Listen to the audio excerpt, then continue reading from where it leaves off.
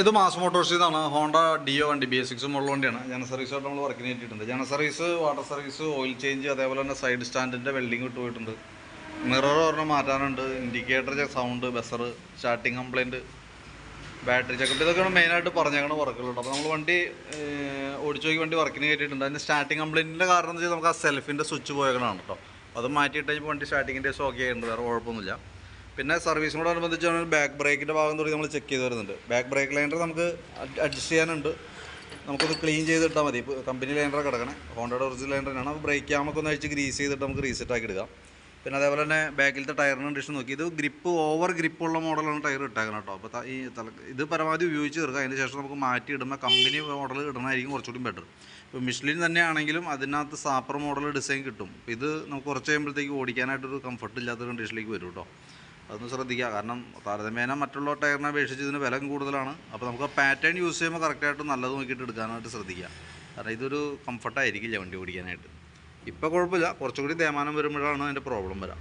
പിന്നെ ഹബിൻ്റെ ഭാഗം നമ്മൾ നോക്കി, നിലവിൽ വേറെ പ്രോബ്ലം ഒന്നുമില്ല. ടയർ പ്രഷർ കാര്യങ്ങളൊക്കെ നമ്മൾ ചെക്ക് ചെയ്തിട്ടാണ് കറക്റ്റ് ചെയ്തോളൂ.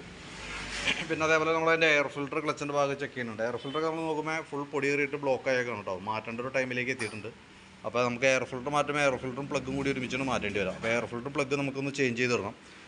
ക്ലച്ചിൻ്റെ ഭാഗത്തേക്ക് നോക്കുമ്പോൾ ക്ലച്ചിനകത്ത് ക്ലച്ച് ഷൂ വർക്ക് ചെയ്തിട്ടും ബെൽറ്റ് വർക്ക് ചെയ്തിട്ട് പൊടിയൊക്കെ അത്യാവശ്യം നല്ല രീതിയിലുണ്ട്. ബെൽറ്റിൻ്റെ കണ്ടീഷൻ നമ്മൾ നോക്കുന്നുണ്ട്. ബെൽറ്റ് കമ്പനി ബെൽറ്റ് കിടക്കണേ, ഹോണ്ടയുടെ ഒറിജിനൽ ബെൽറ്റ് തന്നെയാണ്. അതിൻ്റെ സെൻറ്റർ ഭാഗത്തേക്ക് നോക്കുമ്പോൾ ചെറിയൊരു പൊട്ടലൊക്കെ പോലെ തുടങ്ങിയിട്ടുണ്ട്. പക്ഷേ നമുക്കത് ഇപ്പോൾ മാറ്റണമെന്നില്ല. അടുത്ത സർവീസിൽ നമ്മൾ ഇതേപോലെ തന്നെയാണ് ഡീറ്റെയിൽ ആയിട്ട് ചെക്ക് ചെയ്യണേ, ജനറലായിട്ട് വരുന്ന സർവീസിൽ. അപ്പോൾ അതിനകത്ത് കംപ്ലയിൻറ്റ് കൂടുതലായിട്ട് തോന്നുകയാണെങ്കിൽ നമുക്ക് അടുത്ത സർവീസിൽ മാറ്റാം. അടുത്ത സർവീസ് എന്ന് പറഞ്ഞാൽ 4 മാസമാണ് അതിൻ്റെ സർവീസ് കാലാവധി കേട്ടോ. പിന്നെ അതേപോലെ തന്നെ ക്ലച്ച് യൂണിറ്റ് നമ്മൾ ഫുള്ളായിട്ടൊന്ന് അഴിച്ച് ഗ്രീസ് ചെയ്യാൻ വേണ്ടി അഴിച്ചിട്ടുണ്ട്. കാരണം എന്ന് വെച്ചാൽ അതിൻ്റെ ഉള്ളിൽ മൊത്തം തുരുമ്പിൻ്റെ പ്രസൻസ് കാണിച്ചിട്ടുണ്ട്. അപ്പോൾ അതുകൊണ്ട് തന്നെ ഫുള്ളായിട്ടൊന്ന് അഴിച്ച് ഗ്രീസ് ചെയ്ത് റീസെറ്റ് ചെയ്യുന്നുണ്ട്. ക്ലച്ച് ഷൂ കാര്യങ്ങളൊക്കെ നമ്മൾ ചെക്ക് ചെയ്ത് വേറെ പറയത്ത കംപ്ലയിൻ്റ് ഒന്നുമില്ല. അതേപോലെ തന്നെ ക്ലച്ച് ഔട്ടൻ്റെ ഭാഗമായാലും അത്യാവശ്യം പൊടി കാര്യങ്ങളൊക്കെ ഉണ്ട്. അതുകൊണ്ട് തന്നെയുള്ള വണ്ടി എടുക്കുമ്പോഴൊരു ജർക്കിങ് അതിൻ്റെയാണ്. അപ്പോൾ അതൊക്കെ നമുക്ക് നോക്കിയിട്ട് ആ കൂട്ടത്തിലൂടെ നമുക്ക് ക്ലിയർ ചെയ്ത് പോകാനായിട്ട് പറ്റും. അതേപോലെ തന്നെ variator body, boss drive, roller അടക്കം പറഞ്ഞ യൂണിറ്റാണത്. നോർമൽ സാധാരണ രീതിയിലുള്ള തേമാനേക്കുള്ളൂ. അതൊക്കെ ഒന്ന് ക്ലീൻ ചെയ്ത് എയർ അടിച്ച് ക്ലീനാക്കി നമുക്ക് റീസെറ്റ് ചെയ്യാം. അതേപോലെ തന്നെ എഞ്ചിൻ ഓയിൽ മാറുന്നുണ്ട്. ഓയിൽ ചേഞ്ചിൻ്റെ ടൈമാണ് കേട്ടോ. ബാറ്ററി നമുക്കിത് ഇരിക്കുന്ന ബാറ്ററി 2024 മോഡൽ ആമറോണിൻ്റെ ബാറ്ററിയാണ്. 12 വോൾട്ട് 4 ആമ്പിയറിൻ്റെ ബാറ്ററിയാണ്. ബാറ്ററിക്ക് വേറെ കംപ്ലയിൻ്റ് ഒന്നുമില്ല. ബാറ്ററി 13 വോൾട്ട് വരെ കാണിക്കുന്നുണ്ട് കേട്ടോ. നമ്മൾ വോൾട്ട് ലോഡിലേക്ക് കൊടുക്കുമ്പോഴും 8.60 വരണുള്ളൂ. നമുക്ക് ആ സെൽഫിൻ്റെ പ്രശ്നം കാണിച്ചുകൊണ്ടിരുന്നത് സെൽഫ് ഈ സ്വിച്ചിൻ്റെ പ്രശ്നം കൊണ്ടാണ്. അപ്പോൾ അത് നമുക്കത് മാറ്റി പുതിയത് സെറ്റ് ചെയ്ത് ഇപ്പോൾ ഓക്കെ ആയിട്ടുണ്ട്. പിന്നെ റൈറ്റ് സൈഡ് മിറർ മാറ്റുന്നേഴ്സ് പറഞ്ഞിട്ടുണ്ട്. ഫ്ലോറിൻ്റെ സൈഡിൽ തന്നെ മറ്റേ റബ്ബറിൻ്റെ മാറ്റ് ഇടുന്നേഴ്സൊക്കെ പറഞ്ഞിട്ടുണ്ട്. അപ്പോൾ അതൊക്കെ നമുക്ക് കൂട്ടത്തിക്കടെ നമുക്ക് എസ്റ്റിമേറ്റിനകത്ത് ഉൾപ്പെടുത്തി ഞാനത് ക്ലിയർ ചെയ്യാം. പിന്നെ അതേപോലെ തന്നെ ഈ ഭാഗത്തേക്ക് വരുമ്പോഴത്തേക്കും സ്പാർക്ക് പ്ലഗ്, എയർ ഫിൽറ്ററിൻ്റെ കൂടുതൽ പ്ലഗ് മാറുന്നേഴ്സ് പറഞ്ഞല്ലോ. അത് ഇതാണ് പ്ലഗ് എന്ന് പറയുന്ന യൂണിറ്റ്. അപ്പോൾ ഇതും കൂടി കൂട്ടത്തിക്കടെ നമുക്കത് മാറ്റി വിടേണ്ട അത്യാവശ്യമാണ്. അപ്പോൾ നമ്മളിപ്പോൾ ബാക്കിലത്തെ ഭാഗങ്ങളൊക്കെ സെറ്റ് ചെയ്തതിന് ശേഷം ഫ്രണ്ട് വീലും കൂടി അഴിച്ചിട്ട് ബ്രേക്ക് ക്യാമൊക്കെ ഒന്ന് അഴിച്ച് ഗ്രീസ് ചെയ്തിട്ടാണ് റീസെറ്റ് ചെയ്യുള്ളൂ. നിലവിൽ ഈ ഒരു കേബിൾ കംപ്ലയിൻറ്റ് കാണിച്ചു കൊടുക്കിയിട്ടുണ്ട്, ടൈറ്റ് കേട്ടോ.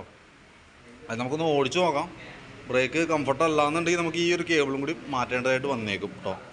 പിന്നെ അതേപോലെ തന്നെ ഈ സൈഡിൽ ഫോർക്കിൻ്റെ സൈഡ് ഓയിൽ ലീക്കായി തുടങ്ങിയിട്ടുണ്ട്, ആരംഭമാണ്.